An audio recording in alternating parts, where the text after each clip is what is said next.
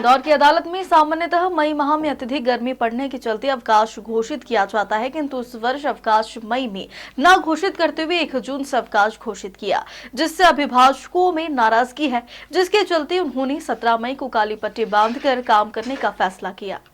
अभिभाषक संघ के अध्यक्ष सुरेंद्र वर्मा ने कहा है कि भीषण गर्मी में मानव शरीर झूलता है और काम करने में सक्षम नहीं होता।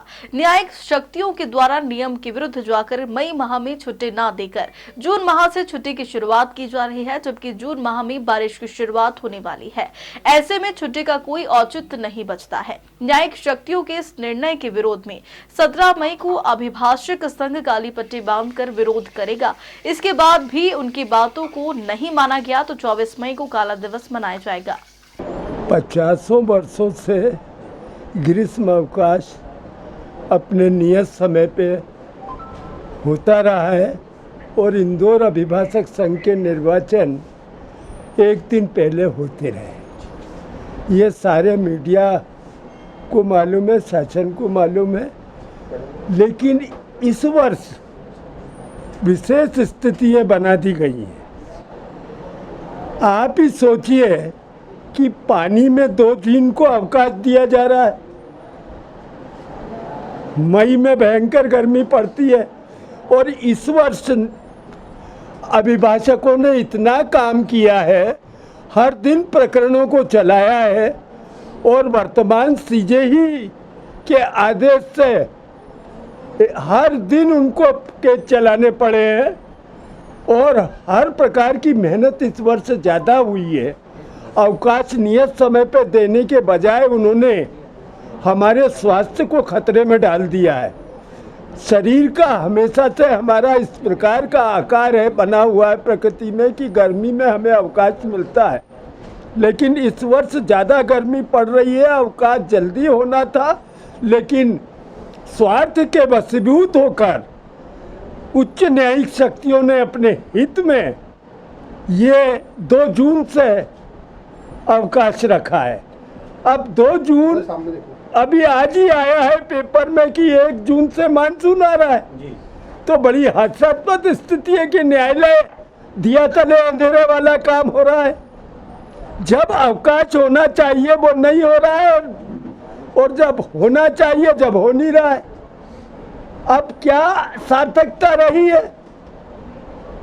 इसलिए हमने इंदौर अभिभाषक संघ सदैव इस प्रकार की उच्च न्यायिक शक्तियों का जो न्यायिक तानाशाही का रुख अख्तियार करती है उनका सदैव विरोध करती आई है और ऐसे आदेशों के विरुद्ध में हमने 17 तारीख को कल काली पट्टी लगाकर विरोध दिवस और काला दिवस मनाने का निश्चय किया और 24 तारीख को यह काला दिवस मनाया जाएगा। अभिभाषक समाज अपनी बैठकों पे, अपने स्थानों पे काले झंडे लगाएगा और प्रजातांत्रिक तरीके से इसका विरोध करेगा कि भविष्य में इस प्रकार के निर्णय न हो।